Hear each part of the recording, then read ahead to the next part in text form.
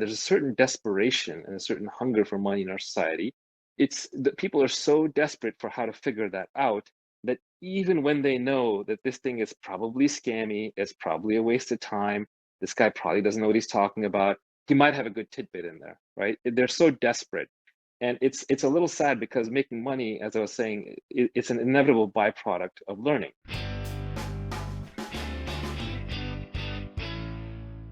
It's difficult because like the answer is it's like it's simple. We know what we need to do to be successful in all of the different fields. We know how to be a good writer, write a lot. We know how to be a good startup person, like find customers, understand them, solve a problem, build a product.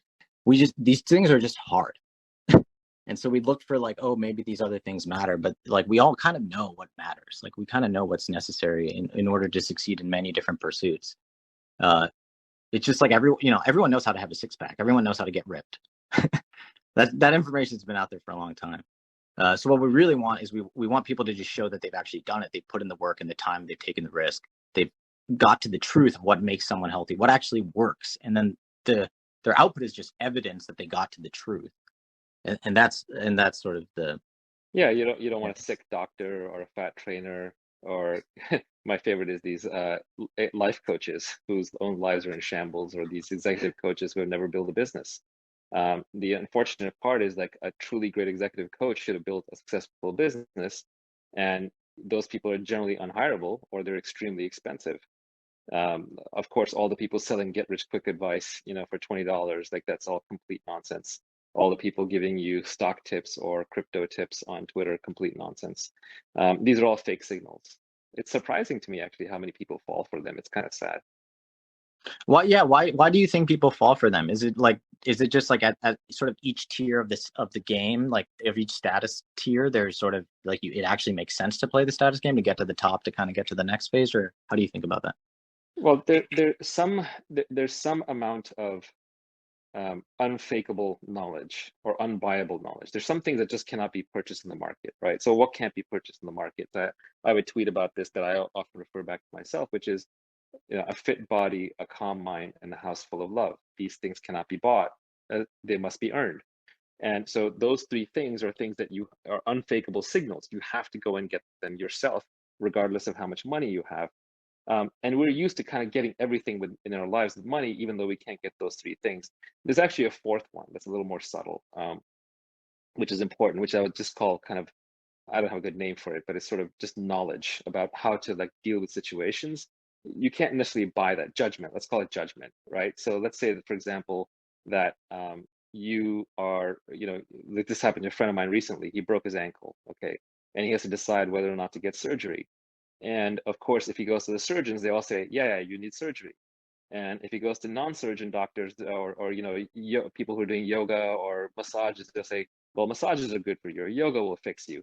So and he has a short period of time to figure out whether or not to get the surgery before his ankle could potentially repair, heal in a way that's catastrophic for the long term.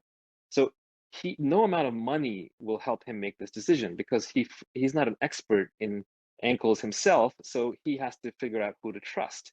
And it's the who to trust problem that is the core problem. It's like, for example, if you're president of the United States and you're in the country and the NSA comes up to you and says, Russia's about to attack us, we need to sneak attack them first.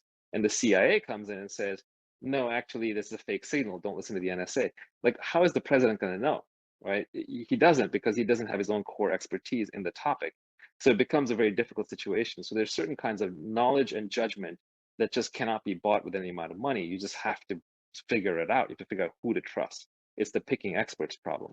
So anyway, those four things, which is knowledge that helps you make decisions, aka judgment, plus a healthy body, plus a calm mind, plus a loving household. These things you just have to work at them. And so the one remaining thing, which is money, is the universal adapter, right? That money can solve pretty much every other problem. So people know that, so they want the money. And there's a certain desperation and a certain hunger for money in our society, which I kind of feel bad about, which is why I did, partially all the how to get rich work to help people figure out the principles of making money or creating wealth, I should say. Um, it's that people are so desperate for how to figure that out that even when they know that this thing is probably scammy, it's probably a waste of time, This guy probably doesn't know what he's talking about. He might have a good tidbit in there, right? They're so desperate. And it's a little sad because making money, as I was saying, it's an inevitable byproduct of learning. And that's not the road people are able to go down. A lot of times they've already completed a university degree, might be a single mom, might not have any avenue to making money, might be a factory worker, might be a Starbucks, what have you. And they're like, oh man, I really, really need to figure out how to break out of this. I need to figure out how to make real money. And these people are desperate. And so to them, it's like, okay, well, I'll spend the $20. I'll go to the seminar, I'll listen to this guy. He does seem to dress well. He does drive a sports car. Maybe he has some clue, but they don't even know where to start. And I feel bad for those people. And, thanks to Eric, the Naval Almanack exists and it's out there. And hopefully people will read at least some principles of wealth creation and at least at a high level be able to, make some good decisions and differentiate from charlatans and get rich quick schemes from having real judgment, real learning that can help them make money and learning leverage. Leverage is actually the biggest piece of it. Accountability, great. You can make it big without accountability.